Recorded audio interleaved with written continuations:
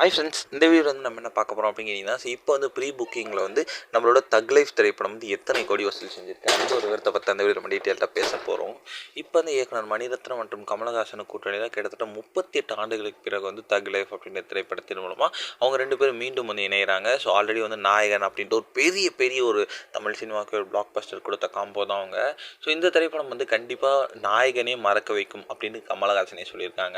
So இந்த திரைப்படத்தில் வந்து நம்ம கமலஹாசன் கூட சேர்ந்து ஒரு சிம்பு, த்ரிஷா, அபிராமி, அசோக் செல்வன், நாசர், இந்த மாதிரி ஏகப்பட்ட பேர் இந்த திரைப்படத்தில் ரொம்ப ரொம்ப முக்கியமான கதாபாத்திரத்தை நடிச்சிருக்காங்க. ஸோ இந்த திரைப்படத்துக்கு வந்து நம்மளோட இசைப்பு ஏஆர் ரஹ்மான் தான் வழக்கம் போல இசை அமைச்சிருக்காங்க.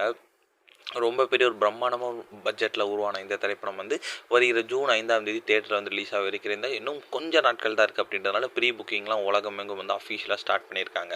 அண்ட் ப்ரீ புக்கிங்க்கு நல்ல ஒரு வரவேற்பை பெற்றுருக்கு அப்படின்னு சொல்லலாம். அண்ட் கர்நாடகாவை மட்டும்தான் இன்னும் ஓப்பன் பண்ணலை. ஸோ சில பிரச்சனைகள் இன்னும் போயிட்டுருக்கு. ஸோ அது என்ன ஆகுது அப்படின்னு வெயிட் பண்ணி தான் பார்க்கணும். ஸோ இப்போதைக்கு வந்து உலகம் முழுவதும் வந்து நம்மளோட கமலஹாசனோட தக் லைஃப் திரைப்படம் கிட்டத்தட்ட 7 கோடிக்கு மேலே வந்து வசூல் செஞ்சுருக்குங்க. இது வந்து நல்ல ஒரு கலெக்ஷன் அப்படின்னு சொல்லலாம். கண்டிப்பாக வந்து இன்னும் போகும் நாட்கள் நிறைய கோடி வசூல் செய்யும் அப்படின்ட்டு எதிர்பார்க்கப்படுகிறது.